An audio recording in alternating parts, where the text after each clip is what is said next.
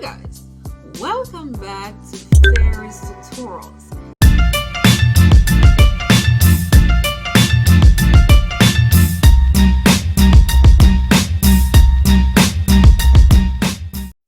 Food, Nutrition and Health. CSEC past paper question for paper 2. Exam year 2022, and in today's episode we're looking at question 3.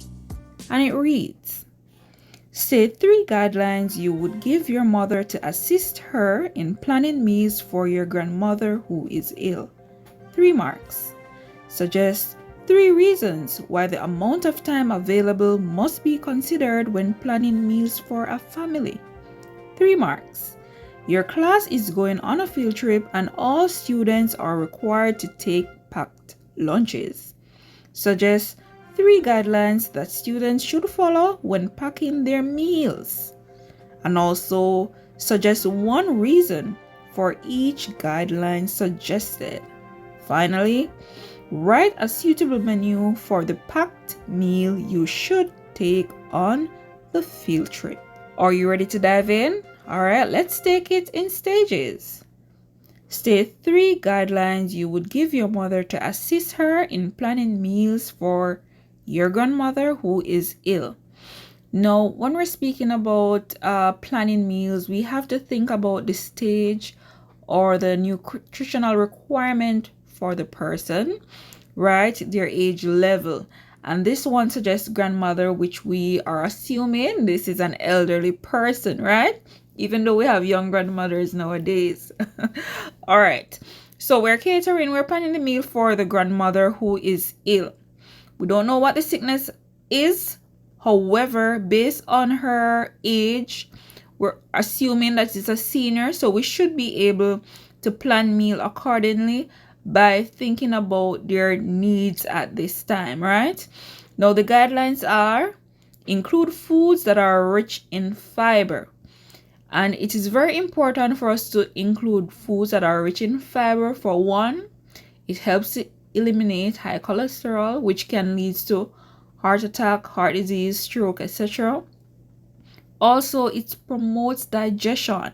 Now, because they're getting a little older, you may find that digestive juices that breaks down food it may diminish, right? They're not producing as much because they're getting older. So including meal in the menu that is high in fiber will promote digestion. Next, include food that are rich in calcium and vitamin D.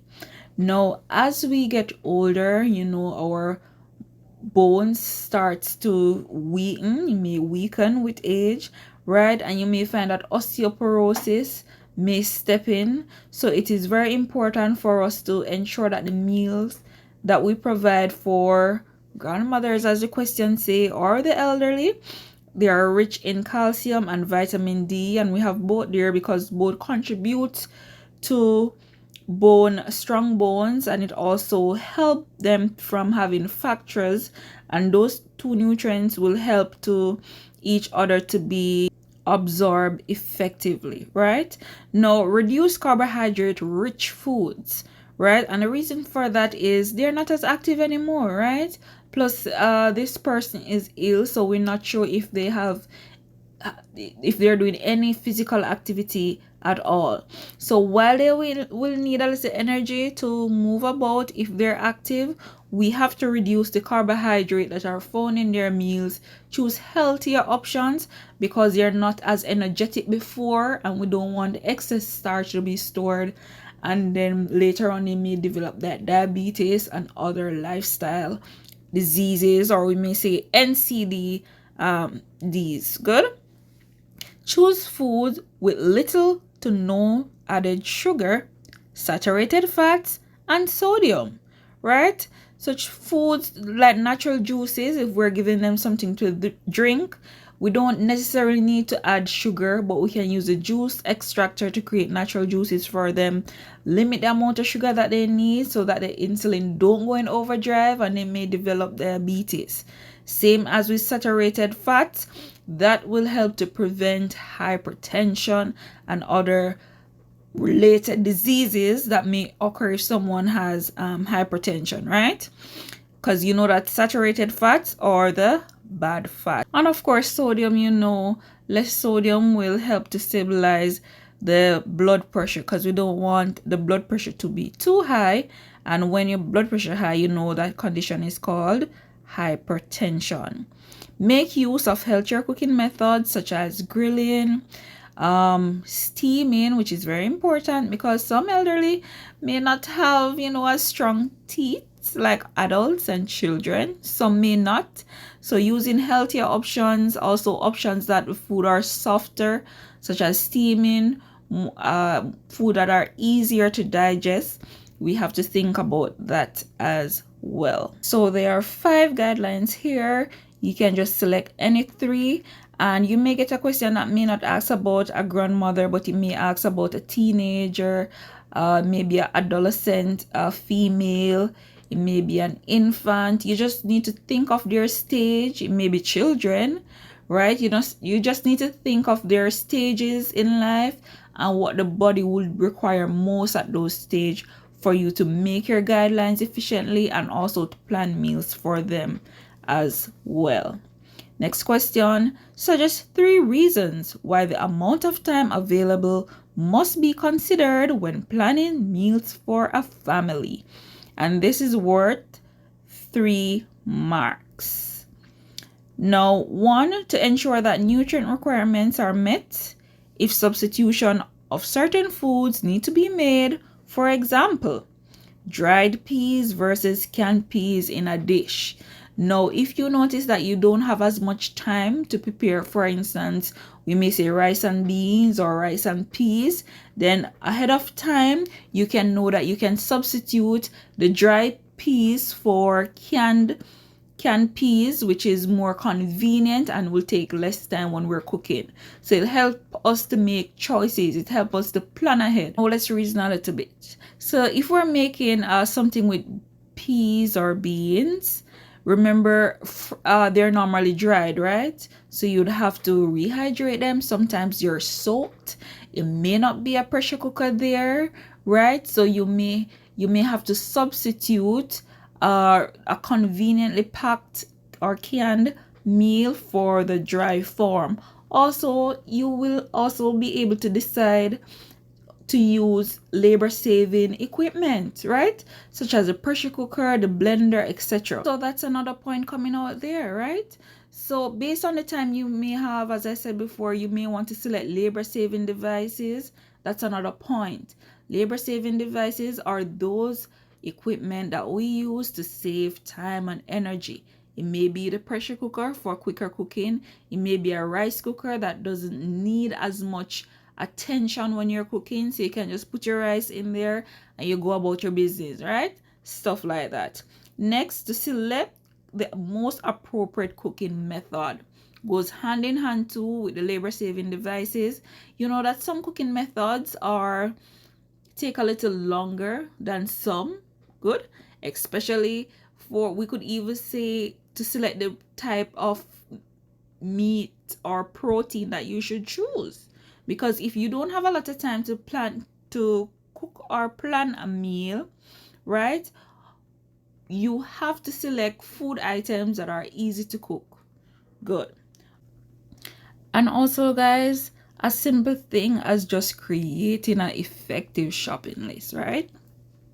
So as I said before, you may want to select cuts of meat that are easier to prepare if you don't have as much time. You may want to pick out some labor-saving devices that you may use based on the time that you have. And also it helps you to ensure that your meals are nutritious. So you may make alternatives to different types of food item, right? As I said, dried peas versus canned peas, that will help you to move a little faster. And that is why we should consider the time available when we are planning meals for the family, because we want to ensure that all members of the family, their nutritional needs are adequately catered for or addressed. Next question. Your class is going on a field trip and all students are required to take pack lunches. Now, by the show of hands, how many persons, how many of you take packed lunches to school? And what do you take? Think about it. It's the same thing. Now, let's look at the first part of this question. It says, suggest 3 guidelines that students should follow when packing their meals. Now, let's look at the suggestion that we have here. So 1, consider packing non-TCS and easy to eat foods. Now guys, do you know what are TCS foods? They're the same things as high risk foods. So those food items that you have to control their time and you have to control their temperature for them to be safe.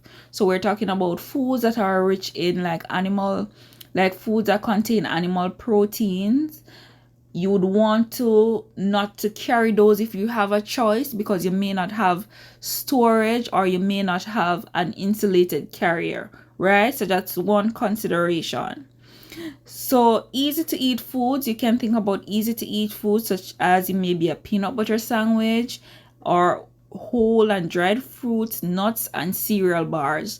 Those things that you can eat with little or no mess, and those things that you don't have to consider or to overthink if the time is going to run out for your food to be unsafe to eat, right? Because we know that highly perishable foods can only stay out for a maximum of 4 hours if you were controlling the temperature, right? So if you know that it was at a safe temperature before, a maximum of 4 hours, right? Next, don't pack TCS foods in paper bags, but soft insulated lunch carriers or insulated lunch box. So if you have to carry, say for example, TCS foods or highly perishable foods or high risk foods, you have to ensure that you have proper storage. Good. And also ensure that it is at the correct temperature as well for it to be safe. So if it's a chicken sandwich, you want to ensure that you're carrying it in an insulated carrier at the correct temperature. 3, before and after preparing packed lunch, you need to wash your hands with soap and water for at least 20 seconds. And that will help to prevent any cross-contamination from taking place, right? So I know that there are many more that you can think of, but these are the 3 that we're thinking of. 1, to consider packing non-TCS and easy to eat foods. However, if you have to carry TCS foods, you have to ensure that you have an insulated lunch bag or an insulated lunch box. It cannot be in a paper bag. Next, consider carrying easy to eat foods such as maybe something simple as a peanut butter sandwich. It may be whole fruit, nuts, cereal bar, etc. And of course, we have to be cleanly. So you wash your hands properly before you prepare your packed lunch, and also when you're packing it in your container for at least 20 seconds to kill any microorganisms that may be present on your hand. The next part of the question says, state 1 reason for each guideline suggested. So looking back at the guideline, guys, it says don't pack TCS foods in paper bags, but a soft insulated lunch bag or insulated lunch box.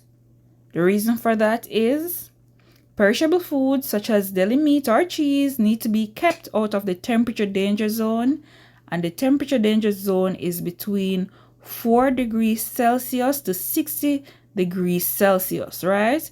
And this is to slow down the growth of bacteria that can cause food poisoning. Now, insulated bags allow you to hold perishable foods at a safe temperature when refrigeration is not an option, right? And 2, before and after preparing packed lunches, wash your hands with soap and water for at least 20 seconds.